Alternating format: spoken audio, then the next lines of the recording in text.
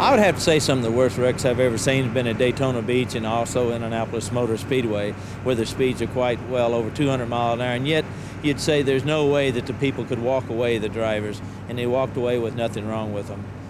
Well, you know, I would have to say probably the worst wreck that I really got hurt pretty bad was at Riverside, California. You know, I've been hurt at Indy, but nothing real serious in Michigan, you know, and then I've been burned at Milwaukee and things like that.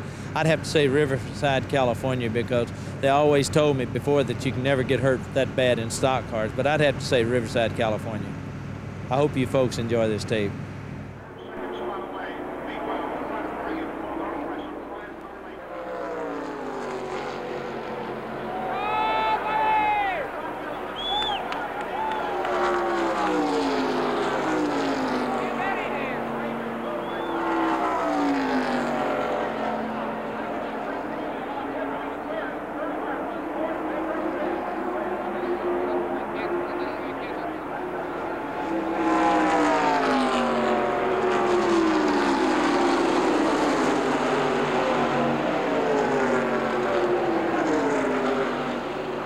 I mean, I'm feeling good. The car is like driving a baby carriage.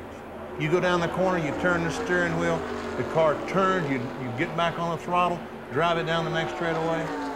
It's just as easy as going down the road. They don't know that you're sitting there, you know, halfway through the race and you got maybe half a lap lead. You're doing everything you can do to save everything, and you still know something's going to go wrong. It's too good to be true today. The amazing thing about it is, guys, all those cars behind can't see anything, but yet these cameras are able to look through all this smoke and see exactly what goes on. I wish we had a camera. Yeah, I do too. I wish we could see. Here comes Kowicki. He blows a right front tire, no control, straight into the wall. The interesting thing about this is Richard Petty really doesn't take a hard lick until he gets hit by Brett Bodine, who had nowhere to go because of the smoke and blowing a tire. They got 6 cars behind him right there, and the smoke is much more than it looks like through the camera. You see, I'm the car that just went by Richard Petty and without hitting him, the white car, and I couldn't see anything. But yet the camera picks me out just as plain as day. I don't understand. We got to get us a periscope or something with a camera attached on top of it. Up periscope. Up periscope.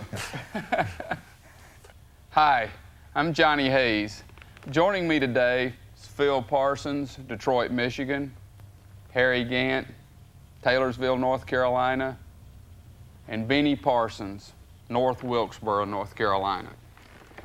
We're going to give you a crash course in racing today. We're going to show you how wrecks happen, why they happen, and why they shouldn't happen. So buckle up, get ready to go for a ride. Okay, let's take a look at the second great wreck we've had. I remember this one very clearly. It happened 1983. It doesn't seem that long ago. The Winston 500, Talladega, Alabama. Phil Parsons, you're in the air. I remember this one. Had a good race going. Yeah, I was running 6th right now. Darrell runs into me here. Then you hit him again. Well, I couldn't let him get away with it the first time. You know, I kept looking at it, and I couldn't figure out if Darrell ran into you or you ran into Darrell. It looked like you came down a little bit to me. Since he's not on this show, he ran into me. Oh, okay. Oh, Ricky Rudd. What a victim of circumstances he was. Ricky Rudd is in a white 3 car that spins into the back of Phil's car when they go down in turn 1. Waltrip's car stays against the wall. This is a big pack of cars right here. This could have been worse than it really was. Were you conscious the whole time? Throughout the whole thing, sure was. Great memories, huh? Sure was, yeah. I think the biggest worry is when you're turning over, you know when the next car is going to be doing 200 miles an hour, which side's he going to hit you on? That's what I think about when I'm sliding at Daytona, Talladega. Wouldn't one of the fears you have or thing you always try to avoid is having another car hit you in the door, the driver's door? That's the thing. You don't want anyone to hit you. You're trying to get off the racetrack. This year at Daytona, I crashed, and all I could think about was, please don't let the car stop in the middle of the racetrack. Get going straight, get down against the inside retaining wall. Backwards, straight. Anywhere, anything. please don't stop in the middle of the racetrack, because those other people just can't stop. And what happens is, boom, they run into you. If they run in the back of you, there's a possibility of a fire.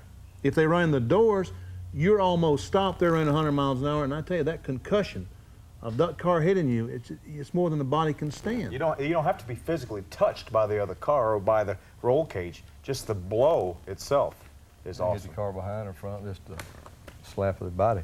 The worst part is on your head, because we're kind of in the car, tightly buckled into the car. Shoulder harnesses that come over his shoulder, lap belts, a strap that comes up between our legs. So we're in the car. The seat has braces on either side of it, but when that car hits us, the only thing that can move is our head.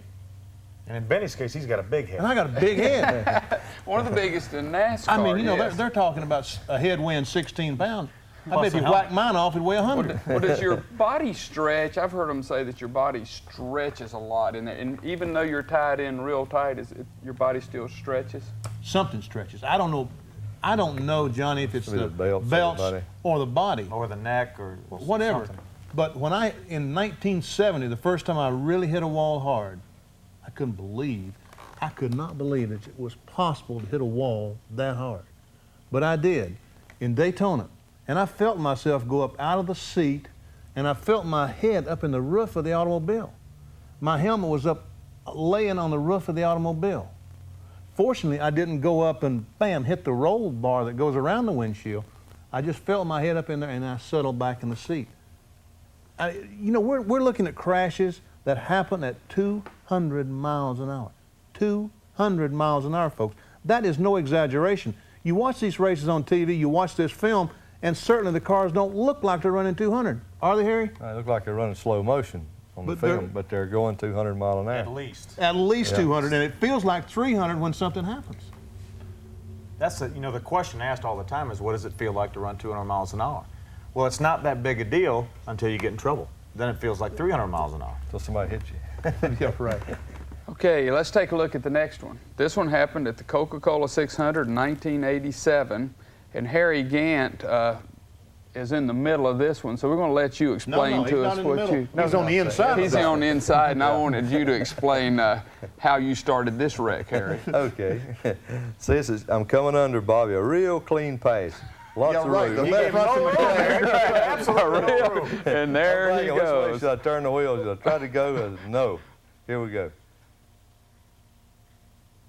I got to give you dead credit. That stop. was good. That was Yeah. good, Harry. You had several times that you went right across the racetrack. Let's and look at crashed. that again and look at this very good, clean pass that he had all the room in the world on See, the I'm like bottom. Ryan, Harry. Yeah. I'm trying to get him on by those cars so I can pass him. And he jumps down there and goes through speedy dry and fixing to go through the grass here. Squeezes Bobby up into Rusty, turns him around. I don't believe Rusty and Bobby ever touch. It Right. looks like that Now get on you the grass. created a vacuum there. Now, Earnhardt drove through there, and he saved his car. Remember that? Yeah. Well, see, And he led. Earnhardt never lost the lead. Earnhardt never let Oh, off. Harry, you look like, hey. It's a different car, though, ain't it, Harry? Right. I'm thinking about I better get off the racetrack while I'm ahead. Really, they never touched it. I think it was when you get a lot of cars around each other, the air does funny things. The air going over the roofs of the car, and that's really what got Bobby in trouble was the air because of Harry and Rusty Wallace being on either side of him. He lost all the downforce in his car, and there is a turn in the middle of the front stretch at Charlotte, which is where this crash took place, and he was just didn't have enough downforce really to turn the car. When you get in the grass, the car is hard to handle. If we could maybe get Charlotte Motor Speedway to pave it all the way to the pits, it'd be much easier. What they ought to do, they ought to make it concrete and paint it green. Right. Everybody's talking about their yard always Yeah. making their yard cement and painting it green so they wouldn't have to mow the grass. That's what Humpy ought to do, is make all that cement and then paint it Right. and put his Charlotte logo in there On the concrete. and put their Same sponsors. Yeah. Same deal, and that way when we got down in there, be a whole... We keep going. Well, the problem is we'd race down there. Oh, that's right. I just happened to dawn on me. You give us 2 more feet and we're going to use it. Oh, that's right. It wouldn't be the grass. We'd be down next to pit road racing. Let me ask you a serious question. You never asked a serious No, question. this is in a your own life. serious question. How would Bobby Allison felt there? Did he think somebody hit him? If you were Bobby Allison in the middle of that deal, was anybody guilty? That's one of those just racing calls. What would you have called that, Benny? It just had to be just a racing accident because Bobby, it looked like, was trying to pass Rusty or whatever. Rusty was trying to pass him. I don't know which. And Harry saw an opening because Bobby was trying to get Rusty up as high as he could. See, Bobby's trying to get Rusty up as high as he can because when we get to turn 1, Bobby needs to be as high as he can to get a good angle on him going in turn one. Harry saw an opening, he jumped in there, and all of a sudden, like Phil said, Bobby Allison has no downforce on his car. The next shot, 1988 Firecracker 400. Benny Parsons did a great job here. Let's watch BP. Oh, this is this year. This is 1988. Yes. Ooh, see, that's the one I was. That's the one I was talking about a while ago. See, I'm steering the car. I'm out of control, but I'm still trying to get that baby as far away from the racetrack as I possibly can. Because, folks, look at all those cars going by. They're nowhere close to me, and that's where I want them to be. Nowhere close to me. Here it is in slow motion. Alan Kowicki blew an engine to start this as he, coming down off the bank, got into Cale. Now, Benny, you got by Kowicki here. Barely missed Boy, Barely what a job. But then Cale was right Boom. up in front of him. Again, like we talked like the smoke, there obviously you couldn't see a thing. You couldn't even see Cale. Then as the debris flies, other cars come through, they get out of control, blowing the tires out. That's when you never know where people are going when you're... How important is a spotter? You know, a lot of race fans don't realize that you have spotters that stand on top of trucks and try to tell you when those wrecks are there, go high, go low. How important is a spotter to you in racing now? In that situation there's nothing the spotter could have done because I was in the wreck before he even realized there was a wreck. But now, had I been going into turn 3, the spotter could have saved me. He said, big crash. His very words would have been, big crash, turn 4, slow down. And you would have taken him at his word and backed off the gas, signaled to the guys behind you, hey, I'm stopping this thing. And you should have been going slow enough when you got to turn 4 to drive through any debris or cars that sit in there. I think they ought to have a special booth built real high for all the spotters all the racetrack. That's a good idea. That really is a good idea. And it's something that we should try to approach NASCAR about, is because the spotters are invaluable. Right.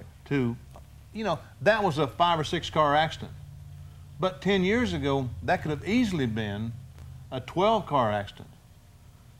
And the problem is those last 6 cars are going at a higher rate of speed, and as we talked about, those first 6 cars are stopped. Right. And here comes 6 more plowing into them at a high rate of speed. Now the spotters tell them to slow down, and if they do get in the crash, it's at a very slow speed. Right. Our next major crash happened in 1985 at the Goodies 500. Let's take a look at it. Harry, you caused this again, didn't you? Yeah, I braked everybody. Brake check. Daryl there. Kyle has nowhere to go. Bill has nowhere to go. Wow, what a I wreck. made it through. That was me in a 17 car. Yeah, when you're starting that far back in the leader's crash, you usually work your way through. Plus, I think you had a good spotter that race. Yeah.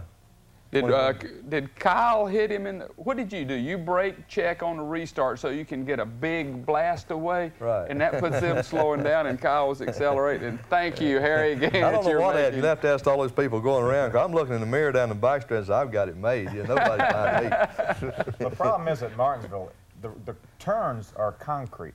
The bottom 2 grooves of the racetrack are concrete. So after a restart, like this was a restart. This was the first lap after a restart. The tires never hook up the first corner, maybe the first 2 corners. So Harry looked to me like Harry was just being cautious, trying to get in the corner, stay on the bottom, and not slide up and let somebody get underneath him. As he slowed, Darrell Waltrip, who was in the 11 car, slowed. And when he did, Kyle Petty had the momentum up, and he just ran and nudged Waltrip, turned him around. That's what started the 15-car crash. Do you agree with that, Benny? Yeah, that's exactly it. Old Harry was going to save that inside groove, and the problem was that it's okay for 2 or 3 cars. That first car right behind you, he can adjust to you're slowing down. The third guy might even, in this case, the third guy was Kyle Petty. He could not adjust to the fact that they were slowing down more than normal. Plus, Kyle looked like he was trying to beat the 15 into the corner so he could get on the inside. He didn't want the 15 car to get the inside position on him, so he tried to beat the 15 in there, and boom, there was the 11 car. Whoops, no place to go. And then sometimes the brakes go down under the caution too, and you don't have them instantly. What does that mean, the brakes go down? Well, they get hot while you're running, the caution comes out, and you come in the pit real quick, change the tires, go back out. You're only running 30 miles an hour versus 100 or 120. And you're sitting there, you know, and you start to pump it back, giving 1 lap to go, and you figure, well, I got to pump my brake. Normally we pump them up anyway, but sometimes you're taking a drink of water, talking on the radio, and it don't pump up that quick. And you run down the corner and you got an air pocket in there for a second, and you just don't have brakes for about 2 turns. Or you can forget not to pump them up. Right. And I tell you, you talk about your heart going up. People ask you, do you get scared in a race car? You know, you're not scared to climb in the race car. But when you go down to turn 3 at Martinsville, turn 1, or North Wilkesboro, or Rockingham, and go to hit the brakes with your left foot or your right foot, and there's nothing there, you better kind of stand up in the seat. you better believe we get scared. Do you close your eyes then and hold on, or do you just watch it come? When you get ready to hit something, you close your eyes. It's just before closing your eyes time. Okay, the next one, 1987 Wrangler 400. This is another good one, Kyle Petty. Yeah, this is the old Richmond track. Fortunately, we won't be going back there. Ooh. The whole, that's my there car you are, backwards. backwards I'm again. looking straight into somebody. Was that you, Benny, driving? Yeah, the then green 35 car? in the green Right. car. Harry, right in the back middle. it across the start-finish line. I'm the spotter. Don't lose a lap. That's me creeping along the outside. They're picking up spots every inch Way of the to way. go. Oh, You yeah, see the pick lead up cars 10 coming spots. in, go down pit road and lap. Trying to lap. Some of the All these cars. cars sitting here are Yeah. now lap. The worst part about it is that I didn't hit anything No. hard in that deal, but I hit Bobby just hard enough I sheared all 4 hood pins In that wreck. in that wreck. So when I took off, I went down the first corner, boom, the hood flies up in my face. Okay, as we're going here, you see Kyle Petty is jumped under, and it looks like Neil just lost it a little bit. Did he, or spin around, or? Well, Kyle got into him a little bit and got him turned around, Terry Labonte. And, Okay, now, you got Harry there facing traffic. Everybody stopped, though. I felt like I was in a safe spot. Everybody was stopping. It was early in the race. They didn't want to get the front end knocked off. And every car that came up there stopped rather than just try to beat you around and beat the caution car around to make up some time. you could see the leader go down pit road and lap a few folks. I tell you what, when, like in that situation, Harry was facing all that oncoming traffic. It was not too bad, right? Right, at this particular. But when you're in Daytona, Talladega, This is the slowest track we run. Right. yeah, Yeah. right.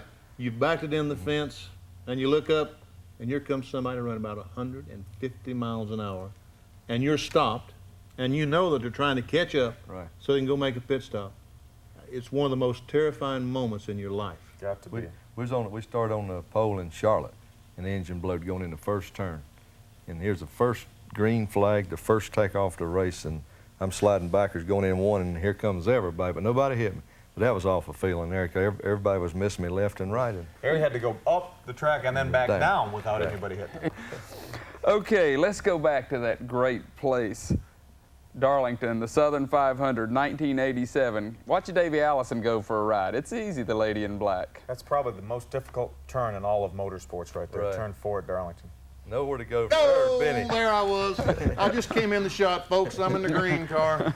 The hole closed up on you. Well, So everybody else gets stopped. Their spotters saying, "Whoa, whoa, Benny has wrecked."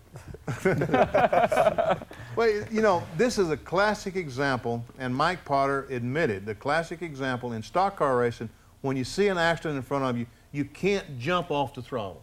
You have to come off the gas easy. Now, that's Mike Potter, and he admitted that he just jumped off the gas too quick. The car spun, and he comes up the racetrack. Lake speed hits him first, and he couldn't do me a break and knock him out of the way, right? No, he's got to knock him up back right in front of me. And I tell you what, folks, I hit that guy. I hit him hard, and I was hurting. But I was also concerned that I might have hurt Mike. Yeah. I bruised my hand and other unmentionable parts of my body. Whew, it was a bad day. When you're in a situation like that, do you watch your rear? I mean, you're hitting wrecks, people in front of you, dodging things. Do you use a rear view mirror then, or you figure everybody else is on their own what happened, or do you always just look ahead? When there's a wreck, are you looking straight ahead, or do you look First back? thing I do for is your- wave to make sure the guy behind me knows. See, that's the thing. We don't have brake lights that you have on passenger cars. So the only way that we can communicate with the people behind us is through hand signals. And that is the signal, hey, I'm stopping this thing. We also, sometimes if you watch a race with an in-car camera and you see the driver do this, he's not waving to the guy behind him. He's telling the fella, I'm not going in the turn as hard as I normally would. like we saw Harry and Labonte go in turn 1 at Martinsville a few moments ago. You know, at a short racetrack, you wouldn't do that. But at Daytona, Talladega, Charlotte, a lot of times the driver in front of you will hold his hand up and say, I'm not going to go in the corner as hard as I normally would, to keep the guy from going in and plowing the back of you. Well, I've seen a lot of hand signals in a race car. Well, You That's know, a different kind. Yeah. I knew there were signals that y'all Those made are signals between we each make other. after wrecks like this. Yeah, I've seen the Those kind of signals. signals. Yeah, the That's the veins most stuck important out. signal, though. The Watch it. people, you're looking for that when you come up. Yeah. What about when someone wants to pass you? You know, do you tell them to go left or right if you're running and you're off the pace or something happens? How do you handle those situations? Normally, you motion, they motion to me, or I motion to them. At a lot of racetracks, that's really a good question, because a lot of racetracks, the fastest way around the racetrack is called the groove, and that's on top of the racetrack. Or at Martinsville, the fastest way around the racetrack is on the bottom. So if my car is handling very well high, and the leader comes up to pass me, or a faster car comes up to pass me, I don't want to get out of the place that I feel comfortable. So I motion out the door, hey, pass me on the left. Right. Because normally the faster cars would go by on the outside. But if I'm in a situation that the car is really comfortable up high, I don't want to get out of there. I just motion to them, hey, go by on the inside. Yeah. It's the signals, of course, some of the newer guys takes a little while to get adjusted, but now, with everybody running, I think everybody's starting to really use the hand signals a lot more, I think, than did when I first started racing. One question I was thinking about earlier, it seems like leaders and top cars have very few wrecks when you're up front. We've seen a few here, but whatever. But as I watch the races now, if you're back in a certain pack, I watched recently, those 3 or 4 will check out and get in a line and gone, but the next 25 will race like crazy for a spot, and that seems to be where the accidents happen. Well, you've got to realize, number one, that the people in the middle of the pack or the back of the pack are trying just as hard as the leaders to go fast. And their car may be ill-handled. They may be having more difficulty running the speed they are than the leader is running the speed he is. So chances are there'll be more accidents there because they're trying hard. And number one, there's more cars usually in that pack. So anytime you get when the number of cars increase, then the difficulty factor increases when you get all the cars around you. You'll notice a lot of the wrecks we've had also have started on restarts. Is that the high possibility area that you're going to have trouble as a restart of a race? You know, the older you get, you really don't want to see caution flags.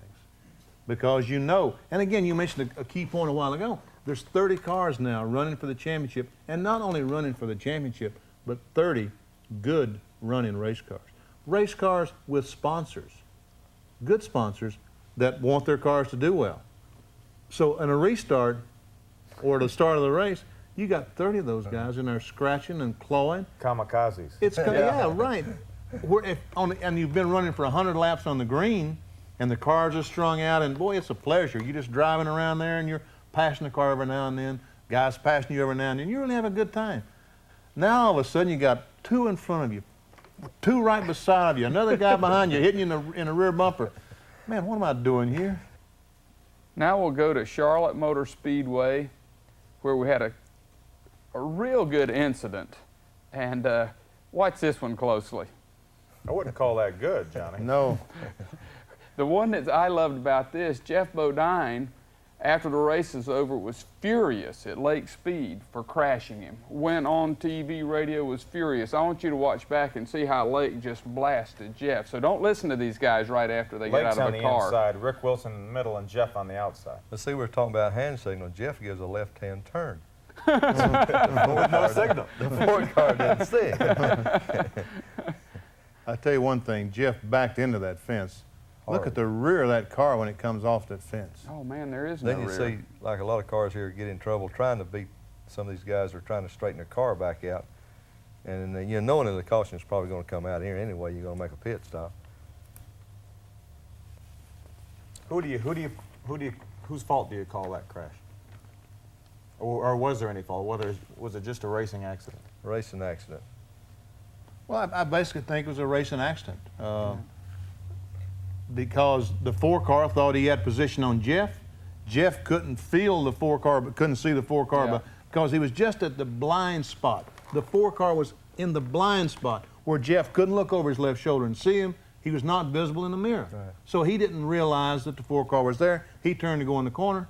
Uh-oh, the 4-car is there. Well, I noticed recently I was spotting for Phil Parsons, and Phil said to me, I cannot tell when I have him cleared. You tell me if I've got him cleared and I can pull up. Well, as soon as he said that, we picked up 5 spots just like that, and I wasn't smart enough to realize. I was thinking in my mind, why didn't he pull up? Well, he wouldn't pull up because he didn't know he had him cleared, and that's a perfect example of that. I mean, once a car, just like in a street car, once a car gets to your right rear in a certain place, you can't see him. Now, a lot of times we can tell by sound, by feel, by the way the air changes. But there's a lot of times when you don't want to squeeze somebody out, because if you clip his front end, he's liable to turn you straight into the wall. So you really need to know, and a lot of times that's where the spotter comes in handy to tell you. Richard Petty's got a mirror on his left side of his car. And I think that's a smart idea. I like to have one on both sides. Yeah, Richard has one of those little bubble mirrors that like trucks have, where he can see what's on the left side of his car. You know, as Phil mentioned, most of the time we can feel a car beside of you.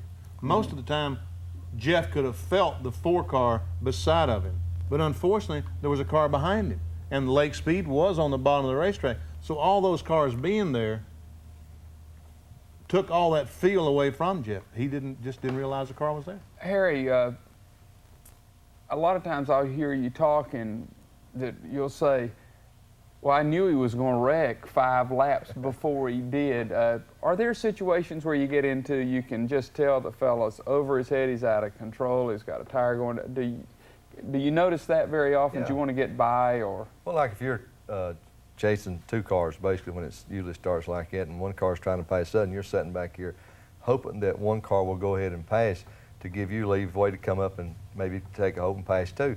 But he's worked him several laps, and he's getting looser and starting to bump into him. And then you think, well, either you hope he's going to get on by, or should I back up just a little bit because it looks like they're going to go around here. So you got to think about all those things, and normally you back off a little bit, he clears him, and you can't catch up then.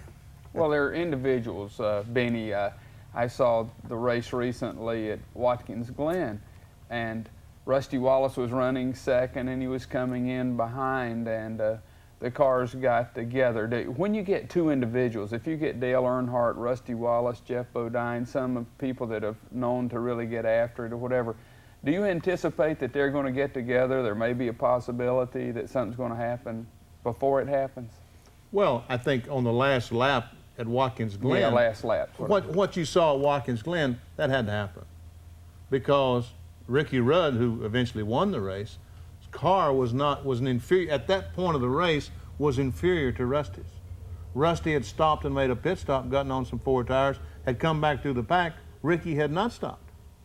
So he was out there with worn tires. Rusty had on better tires. So it was not a comparable situation. Rusty's car was much faster, but Ricky was in front. And he was determined to do what he had to do to stay in that position. In that situation, how are you going to stop a bumping procedure when the car behind you is 2 seconds faster than you are? Right. It's got to happen. Fortunately for both of them, the bump wasn't bad enough that they spun out. Because the guy running third, he said, man, I got this race won. I was running 4th, and I was looking pretty good. Yeah, right. With Bill Elliott right in front of him. Yeah. Okay, let's go to the next one. This was at Winn-Dixie 300 in Charlotte, North Carolina, 1985. Simple move going across the grass. Benny, why don't you pick this up? Bosco Lowe spins coming off the corner, and he does a beautiful job saving the race car. The only problem is that he drives back on the racetrack too fast, and boom, right in front of traffic. He's doing 40 miles an hour. Here comes a car running 150, 60 miles an hour. The result is that Bosco is lucky he didn't get burned. Hey? Right, he sure was. That's one of the things they tell you don't do. Don't drive back onto the racetrack and till your car's completely under control. He was probably doing 100 miles an hour through that grass and thought he was in control. This crash was very similar to the one Harry had that we looked at earlier, where Harry went through the grass. Harry turned the thing left, locked up the brakes, slid to a stop, refired the car, and went on. Now Bosco decided to try to keep going, and he hit really in the grass. He had the car under control. Right. But once he hit the asphalt, Right now he's fighting to gain control. Now, right now he has control, but once he hits the asphalt, his wheels are spinning right now because he's trying to accelerate. Accelerating now. Once he hits the asphalt, the wheels grab a hold, turn the car around, and he was right up in front of traffic, and boom. It could have been much worse with the fire. And Harry, we laughed at you a while ago when you spun the car out. But you see, folks, what would have happened had he not spun the car out is you would have had an accident like that. So I'm not going to laugh at you anymore. I think this happened on the day before our race, maybe. It's on Saturday. Yeah, as a matter of fact. That's how you knew it. Right. Yeah. You may be slow, but you learn after that, right? Okay, let's take a look at the next one. Is Daytona 500, 1986. Harry Gant is involved in this. Let's see what happens. The 12 spun. The 12 blew a tire and went into the wall. I think the bumper or something was floating there when I come in and hit Joe Ruttman in the 26 car. My car wouldn't turn. We were trying to, everybody get stopped. But when the tire blows out, it ain't a place you can watch it. I think Neil broke a wheel to start this crash. And I'm not sure exactly what caused Ruttman, although maybe it was debris from Neil's crash. See, something flies out right there. There's the bumper. And I hit something and the car would not turn then. You couldn't. You see, the problem is that there's so many small pieces on the racetrack. You can see them flying around Yeah, right you now. see big pieces flying around. Well, there's several big pieces. Well, folks, there's hundreds of small pieces that's flying around, and all it takes is one little old sliver, and you run it with a right front tire, and you lose, or left front, right rear, and you lose control. I went through a wreck in Daytona, I don't know, 1982. They had a big crash down in turn 1. I wound my way through it, and I said, man, I done made it through this wreck. I got down to turn 1, and I'm supposed to turn and go around the racetrack. Nothing happened. I had cut down a right front tire. I went straight ahead into the outside retaining wall. Just a little sliver of metal, something that would never show up on a television camera. And there's hundreds of them out there. Like in the crash earlier with Richard at Daytona, a lot of those cars had cut tires that even all through that wreck, some of them wrecked, some of them didn't, but a lot of them had blown out tires. And they all would come back in Yeah. and get 4 new tires. As a matter of fact, the big pieces normally, in the wreck that Richard had, I ran over something that knocked the shock off my car, bent a shock, had to change it. It bent the exhaust system almost together. It bent a wheel. I ran over something that hurt my car badly, but it was big enough that it didn't puncture the tire. Yeah. So I was better off hitting a big chunk that time than I would have been a little old small piece that would have cut the tire down. Like Brett Bodine, cut a tire down. He had no control. Bam! He runs into Richard. Right. Poor Richard, he's just sitting there, and here comes Brett. I think that's where the fans a lot of times do not understand that it looks like someone's made an obvious mistake and lost a car, but where in fact they've cut down a tire, had a tire going down or some problem, you lose control, and it's not that you were stupid and did something crazy, it's a mechanical failure more often than not. In crashes, the problem is that we've seen crashes today, and it's so hard to determine if it's a mechanical problem or the driver just flat made a mistake. And unfortunately, we've done both. Right. We've had mechanical problems, and we've made a couple of mistakes. And the mechanical problems, they didn't believe us, and when we had the driver problems, then they believed it. Just think when you get in front of a television camera and blame the other guy. Oh yeah. Oh, it's like wrestlers do that, and the boxing people now are, I'm going to punch you. Now we got a lot of TV cameras around and say, I've been okay, and Harry come along and run into me, right? Yeah.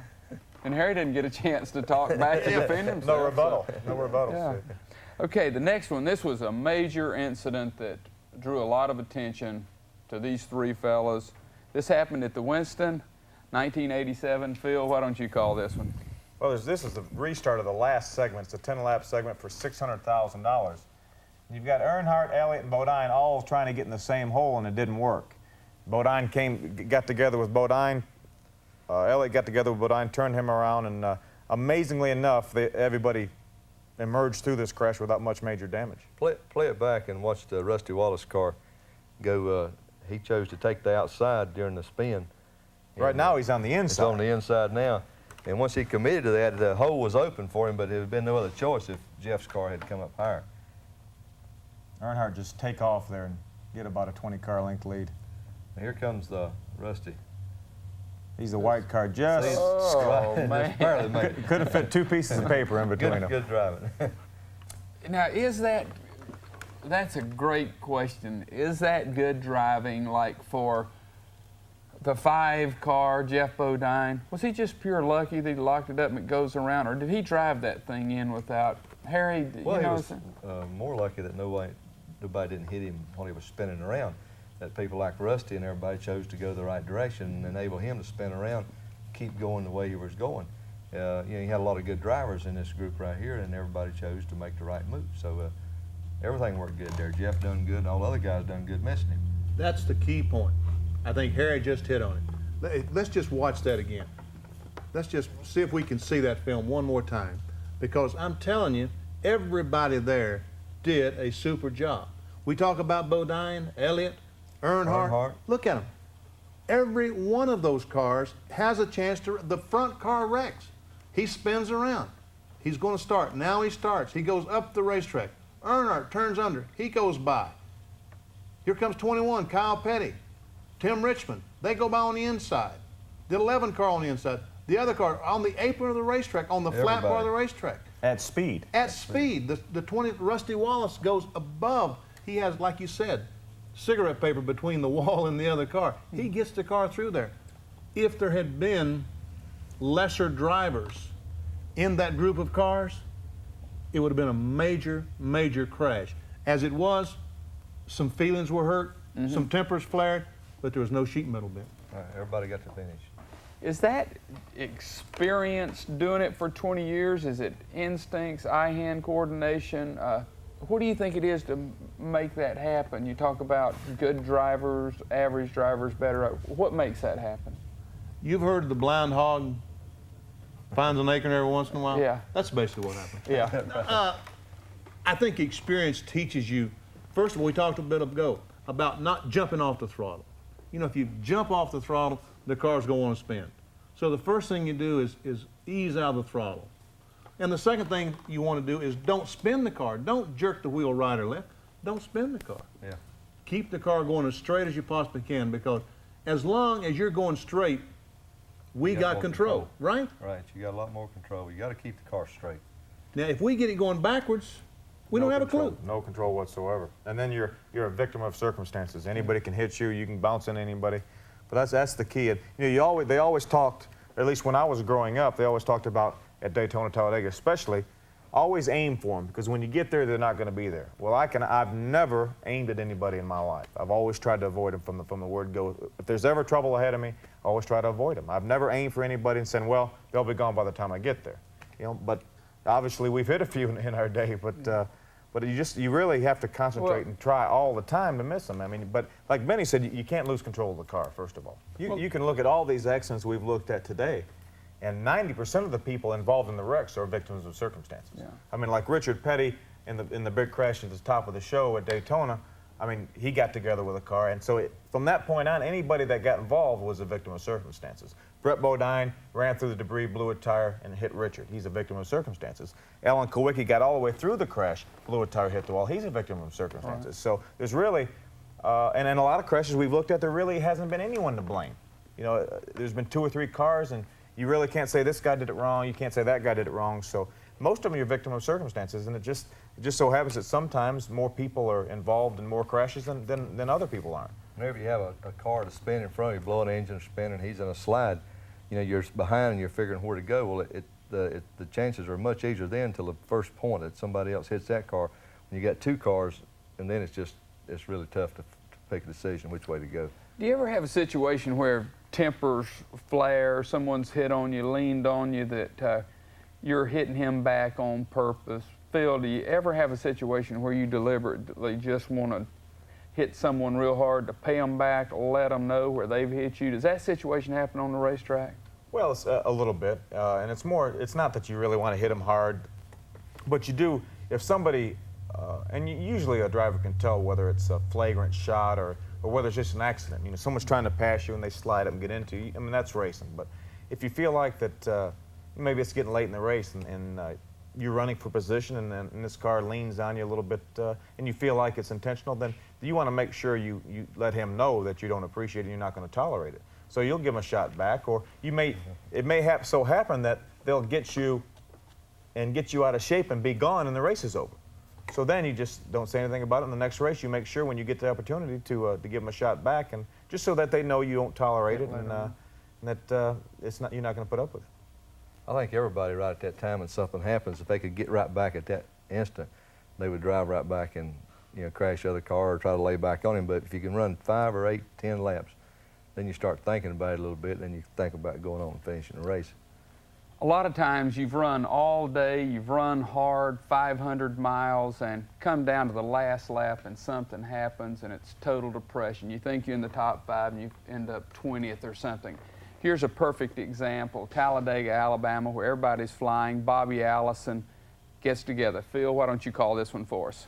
Well, Sterling Marlin in the one car and Bobby got together, and that caused a chain reaction and caught 6, 7 cars. But you have to realize that it's the last lap, and each car you pass is for positions. So, everyone's going to be on edge. As a matter of fact, I was 1 lap down in this race due to ignition problem, and I was right behind that group of cars we just watched. And as I got going through the trial oval there, that's me, right, the last car in line. I stopped because I said, man, these guys are going to crash, sure enough. And they did. So, I mean, I looked like a hero because, I mean, if you'll watch the footage go on, these guys will crash, they'll all spin down off the track, and then I'll come easing by because I stopped way beforehand because I wasn't racing anybody for position. But all these guys are. That's Benny down there. He goes on to finish 5th in this race.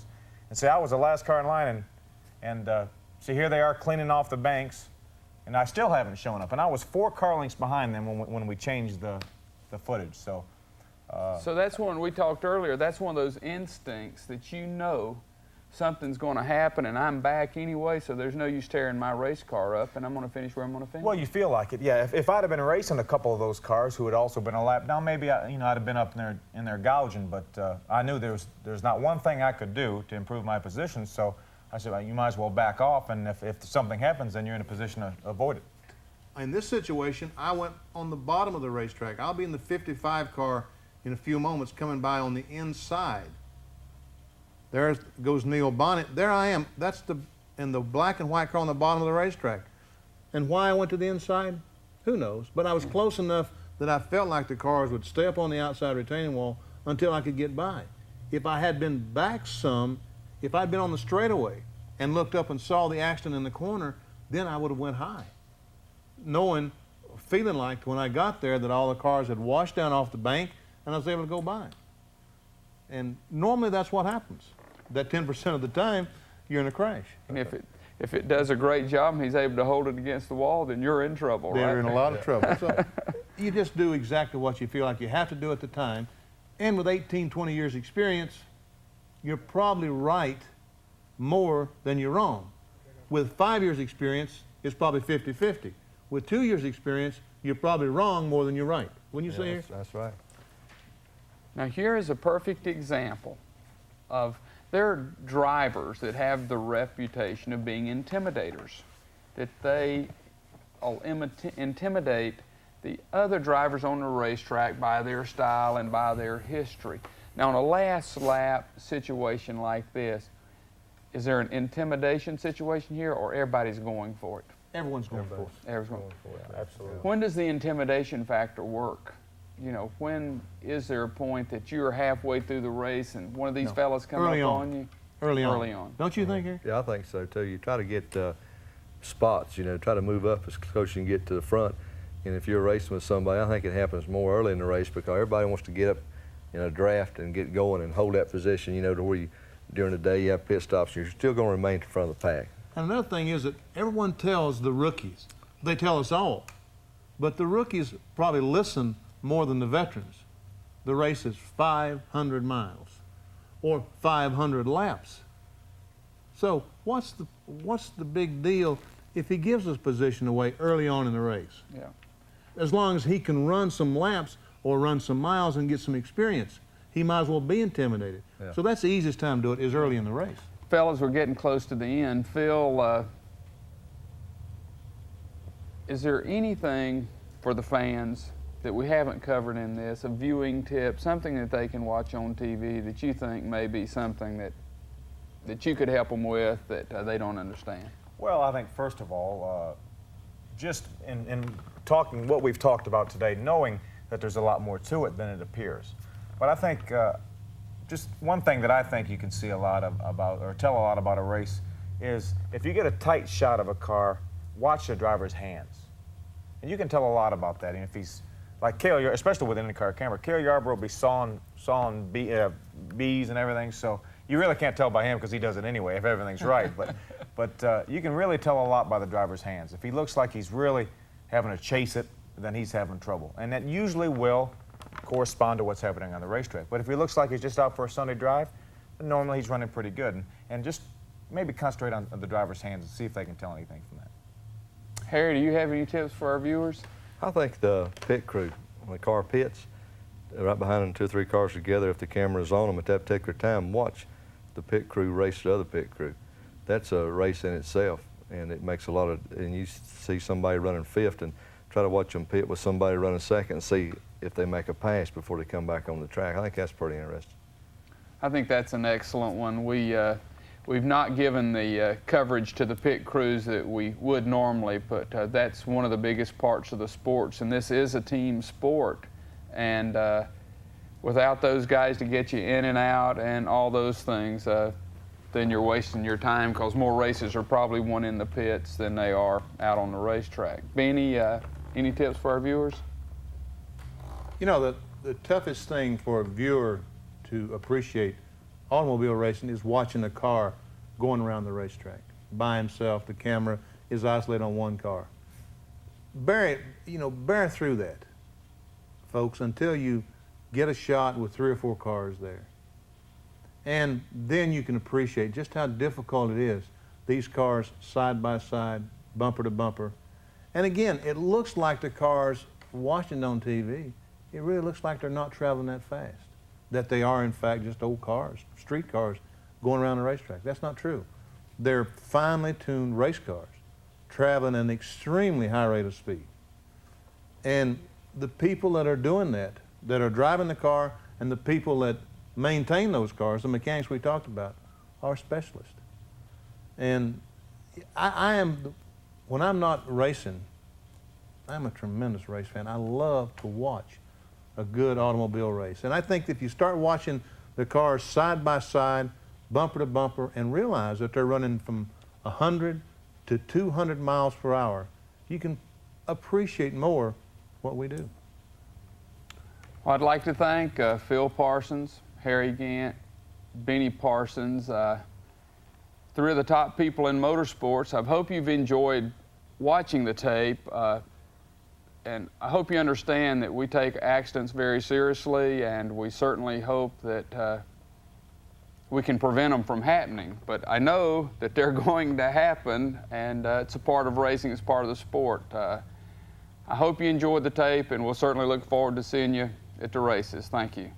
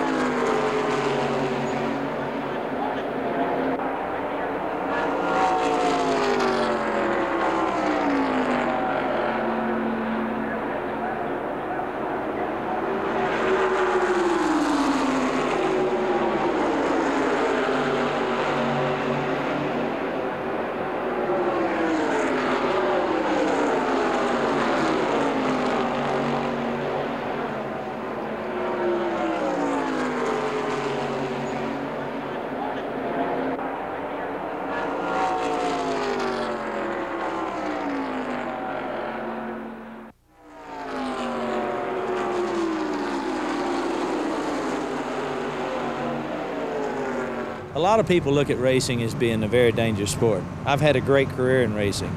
I've had my ups, I've had my downs, I've been hurt, I've healed up. Through some of the accidents that I've had is what's made racing safe as it is today. I see you people at the races.